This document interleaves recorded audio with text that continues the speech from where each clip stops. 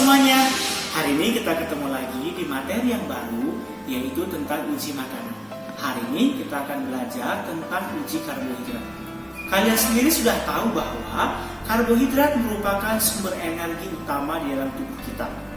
Di dalam kita beraktivitas, kita membutuhkan energi yang cukup besar. Tapi, kalian juga harus tahu, ketika kita mengkonsumsi karbohidrat dalam jumlah yang terlalu banyak, maka kita juga dapat terkena penyakit diabetes mellitus atau terkena penyakit gula. Jadi hari ini kalian akan mengidentifikasi bahan makanan yang mengandung karbohidrat. Kemudian kalian akan analisis di dalam LKS. Selamat mencoba.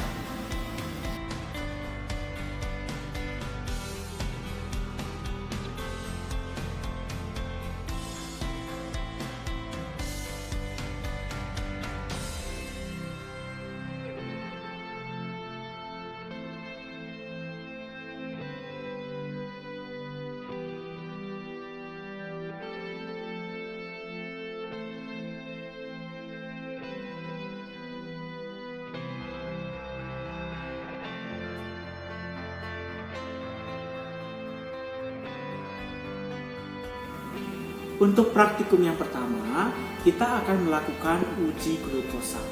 Tujuan praktikum ini yaitu kalian dapat mengidentifikasi bahan-bahan makanan yang mengandung glukosa. Glukosa merupakan gula yang paling sederhana. Biasanya mengalir dalam aliran darah kita dan berguna untuk seluruh sel-sel tubuh kita. Adapun larutan yang kita gunakan adalah larutan Benedict atau V5 dan B. Ini adalah larutan Benedict. Dan jika makanan yang kita uji mengandung glukosa, maka warnanya akan berubah menjadi warna merah bata. Jadi kalian ikuti proses atau cara kerjanya sehingga kalian benar-benar paham dan bisa menganalisis bahan makanan yang mengandung glukosa. Yang kita gunakan untuk uji glukosa yaitu ini adalah rak tabung reaksi, ini tabung reaksi, kemudian ada gelas kimia, ada pipet tetes, kemudian di sini ada alu dan ini ada mortar, kemudian di sini ada gelas ukur, ada penjepit tabung reaksi, ada batang pengaduk. Kemudian ini ada pembakar spiritus, kaki 3, kawat kasa, dan korek api. Inilah yang akan kita gunakan untuk uji glukosa.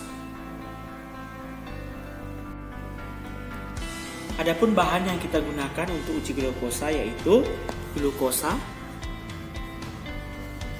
kemudian ada tomat, ada susu cair, ada kacang tanah, nasi, gula, tepung, kentang, melon, tempe, dan roti.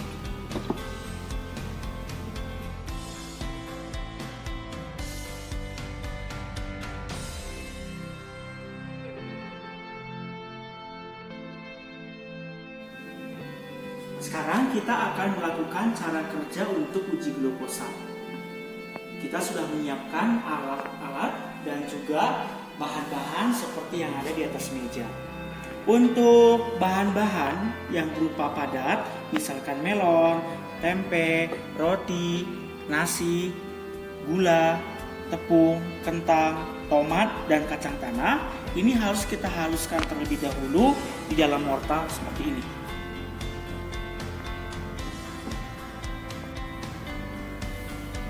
Kacang tanah ini berupa padatan, jadi ini kita haluskan terlebih dahulu di mortar seperti ini.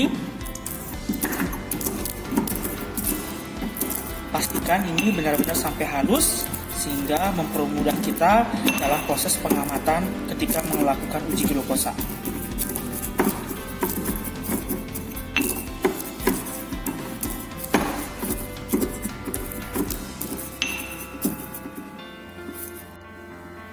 Ini kacangnya sudah halus, ya seperti ini kalian bisa lihat. Kemudian kacang kita masukkan ke dalam gelas kimia yang sudah kita isi dengan sedikit air seperti ini.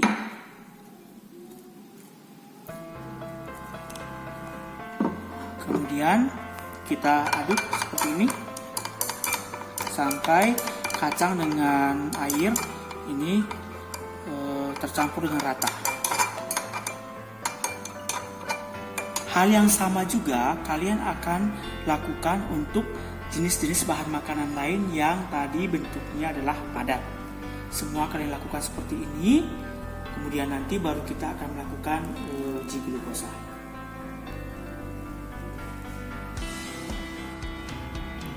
Masing-masing bahan makanan yang akan kita uji dengan glukosa, kita masukkan ke dalam gelas kimia seperti ini.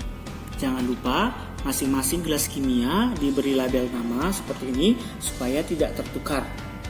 Pastikan satu jenis bahan makanan terdapat satu pipet tetes juga supaya tidak bercampur. Dan larutan yang paling ujung yang berwarna biru itu adalah larutan Benedict atau zat indikator untuk uji glukosa.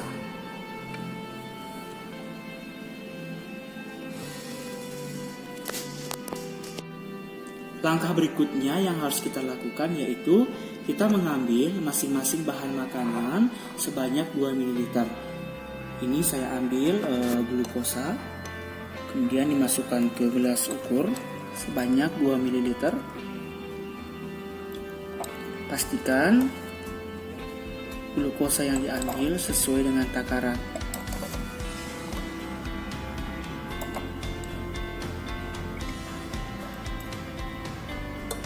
Kemudian glukosa yang sudah kita ukur kita masukkan ke dalam tabung reaksi. Tabung reaksi juga kita beri label supaya tidak tertukar dengan bahan makanan yang lain. Kemudian kita masukkan ke rak tabung reaksi seperti ini. Untuk nasi, tepung, dan bahan makanan yang lain juga kita akan lakukan hal yang sama, yaitu mengambil masing-masing 2 ml. Jangan lupa gelas ukur yang sudah kita pakai harus dicuci terlebih dahulu supaya tidak bercampur antara bahan makanan yang satu dengan bahan makanan yang lain. Langkah berikutnya lagi yaitu kita mengambil larutan Benedict seperti ini. Kita ambil sekitar 20 tetes, kemudian kita masukkan ke masing-masing bahan makanan. Oke,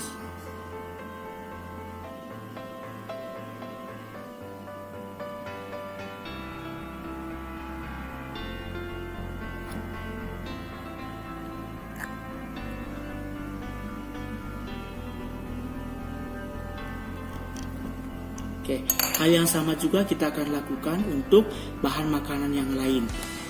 Jadi di sini tadi ada 10 jenis bahan makanan, maka ke 10 jenis bahan makanan ini kita teteskan juga sebanyak 20 tetes larutan Benedict.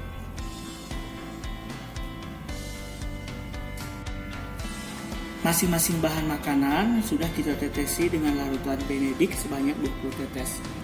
Warna bahan makanan setelah kita tetesi larutan Benedict adalah seperti ini.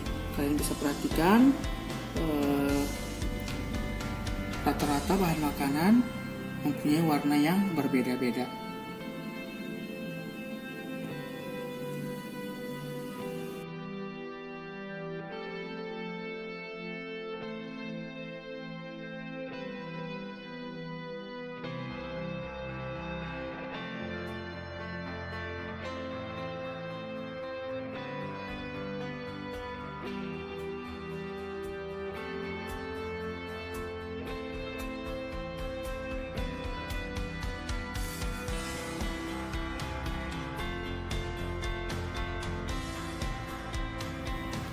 Langkah terakhir yang kita lakukan adalah memanaskan masing-masing bahan makanan.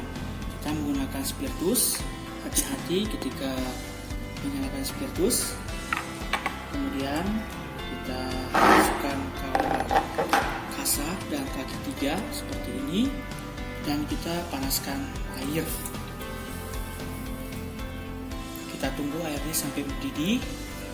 Nanti masing-masing bahan makanan akan kita masukkan ke dalam gelas kimia yang sudah berisi air yang mendidih. Oke, langkah terakhir yang akan kita lakukan yaitu memanaskan semua bahan makanan yang sudah diteteksi dengan larutan benedik. Ini kita ambil glukosa, kemudian kita panaskan di air yang belum mendidih seperti ini. Kemudian kita amati perubahan warna. Bahan makanan jika mengandung glukosa akan berubah menjadi warna merah bata. Tetapi ketika perubahan warnanya menjadi hijau, orange juga sudah mengandung glukosa. Tetapi kadar glukosanya rendah. Oke, kita perhatikan ini perubahan warnanya untuk glukosa. Oke, ini sudah berubah menjadi warna merah bata. Jadi inilah indikator bahwa suatu bahan makanan itu mengandung glukosa.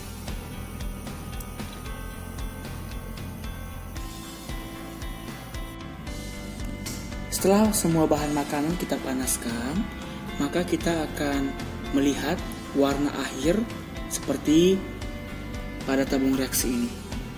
Kalian bisa lihat dari 10 bahan makanan yang kita coba, warnanya berbeda-beda. Tapi yang menjadi patokan kalian adalah warna yang terdapat pada glukosa.